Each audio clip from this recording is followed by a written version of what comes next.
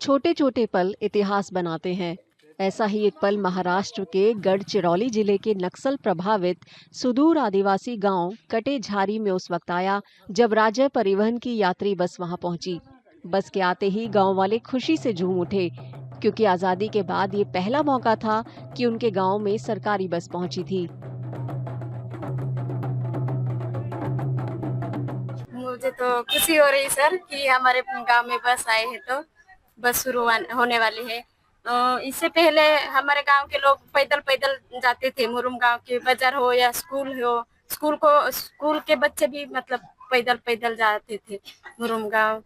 और अभी एक ही गांव के लिए नहीं, सामने में और भी गांव है, तो वहाँ के लोग भी जा सकते हैं बस में। मैं तो यही बोलता हूँ कि हमारे जैसे 100 साल से भी यहाँ कोई देखने को मिला नहीं था, तो हम लोग तो यही समझते हैं कि एक अच्छा परिणाम है कि हमारे कटेझरी में बस का सुविधा कर दी है। जाने आने के लिए कुछ सुविधा नहीं था, बच्चों के लिए भी कहीं स्कूल या कहीं जाने के लिए कोई सुविधा नहीं था। आने के लिए सुविधा हम लोग को 50-50 किलोमीटर 100 किलोमीटर बच्चों के लिए एडमिशन किए थे, उसके लिए जाने लेने जाना पड़ रहा था। तो आज अच्छा बात है कि अगर एसटी शुरुआत हुआ।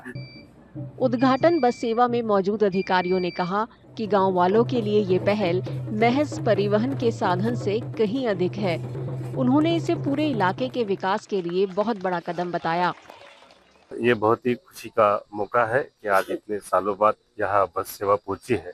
ये सिर्फ बस नहीं है, तो यहाँ एक विकास का माध्यम है। यहाँ अभी इन गांव के लोगों के लिए और आजू बाजू के 10-12 गांव के लिए इससे शिक्षण, रोजगार, आरोग्य, इसकी सुविधाएं जो है प्राप्त हो जाएगी। गांव के लोगों का कहना है कि कटेझारी अब सरकारी परिवहन सेवा से जुड़ गया है, जिससे गांव और आसपास के इलाके तेजी से आशावादी भविष्य की ओर कदम बढ़ाएंगे। ये बस सेवा गांव को जिला मुख्यालय से जोड़ेगी। जैसे कि मैं सो रहा हूँ तो पिताजी को जगाना है मुझे, तो वो डायरेक्ट उठाने के बजाय, और हिंसा की परंपरा मेरे यहाँ नहीं थी सौभाग्य से, तो वो क्या करते थे कि उस कमरे में आ जाएंगे या बाहर से गुजरेंगे और चौपाई बोलेंगे, प्रात काल उठ गए रघुनाथा मात पिता गुरु नावई माता। कभी कभी मैं गुस्से में उठ करके अरे पापा चरण स्पर्श किया और सो गया। मैंने कहा अब मत उठाना।